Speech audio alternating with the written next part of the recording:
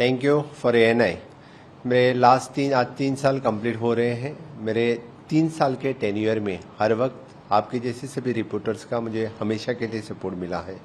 जिस दिन से मैंने शपथ ली उस दिन से स्टेट के डेवलपमेंट में काम करते रहा। 3 साल में स्पेशली विद इंफ्रास्ट्रक्चर डेवलपमेंट और ह्यूमन डेवलपमेंट में काम किया।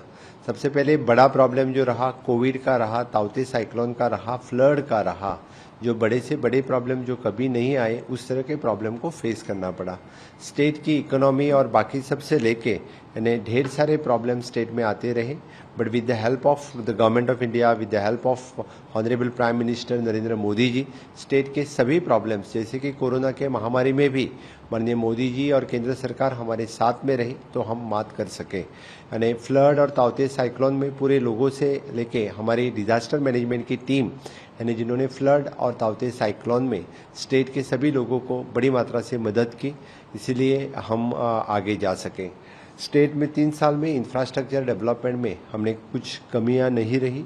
जितना सारा इंफ्रास्ट्रक्चर डेवलपमेंट चाहे वो रोड्स में हो, पानी के लिए हो, चाहे मोपाल इंटरनेशनल एयरपोर्ट, चाहे tourism infrastructure, health infrastructure, education infrastructure, with the help of government of India we have completed. कुछ कंप्लीट होने के लेवल पे हैं। इस तरह से अच्छी तरह से हम इंफ्रास्ट्रक्चर डेवलपमेंट कर पाए और खास करके ऑनरेबल प्राइम मिनिस्टर की आत्मनिर्भर भारत स्कीम योजना जो हमने स्वयंपूर्ण गोवा, सेल्फ रिलायंट गोवा में कन्वर्ट की, वो लोगों तक जा सके और इसीलिए ऑनरेबल प्राइम मिनिस्टर ने इसके लिए गोवा को कॉन्ग्रेचुलेट भी किया। ऑनरेबल प्राइम मिनिस्टर यानी स्वयंपूर्ण गोवा के स्कीम के अंतर्गत यानी उन्होंने गांव के हर एक ग्राम पंचायत से उनकी बात हो गई, गांव के हर एक ग्राम पंचायत से उनसे डिस्कशन हुआ और स्वयंपूर्ण गोवा किस तरह से आगे बढ़ रहा है वो हमने देखा। Honourable prime minister also congratulate for the people of the Goa for the 100% vaccination of the first state, उनके लिए भी उन्होंने कॉन्ग्रेचुलेट किया। इसी तरह से 3 साल में बड़ी मात्रा से हम गोवा में काम कर सके, इसलिए मैं गोवा के लोगों का बहुत बहुत धन्यवाद देता हूँ। मेरे केंद्र के गवर्नमेंट का मैं बहुत बहुत धन्यवाद देता हूं। मेरे साथ में मेरे कैबिनेट कलीग्स और मेरे पूरे पार्टी के सभी सहकारी जिन्होंने ये काम लोगों तक पहुंचाने के लिए एज पर द अंत्योदय तत्व, the last person in the community हम पहुंचते रहे। इसलिए मैं सभी मेरे गवर्नमेंट्स अधिकारी हैं उनको भी बहुत बहुत धन्यवाद देता हूँ। 3 साल में बहुत ही कुछ काम हम लोगों के लिए कर सके।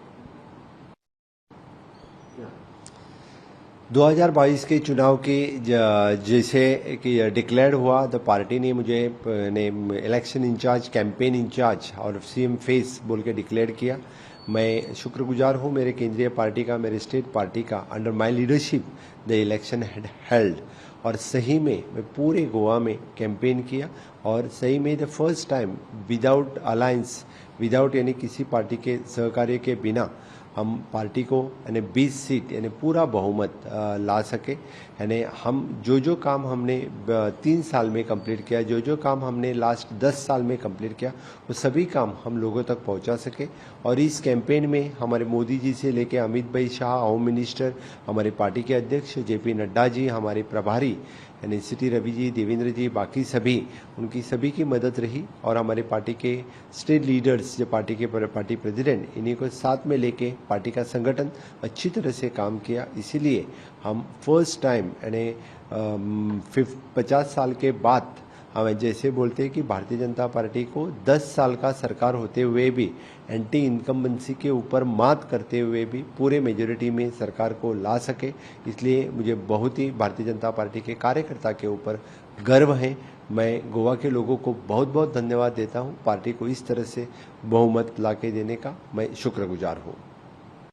कब तक होएगा सर और गवर्नमेंट फॉर्म कब करेगा? एट प्रेजेंट तो पार्टी की प्रोसेस चल रहा है। हमारे पार्टी के ऑब्जर्वर कल आने वाले हैं, पार्टी की लेजिस्लेचर मीटिंग डिसाइड होगी और उसके बाद में सब कुछ तय हो जाएगा। जैसे कि हमारी केंद्रीय पार्टी और बाद में सेंट्रल ऑब्जर्वर वो सब डिसीजन लेने वाले हैं। वही प्रोसीजर कंप्लीट होने के बाद ही पता चलेगा। जो जिम्मेदारी मिलेगी वो जिम्मेदारी पार्टी में हमेशा के लिए मैं लेते आया हूँ। इससे आगे भी जो जिम्मेदारी मिलेगी वो जिम्मेदारी पे मैं काम करूँगा।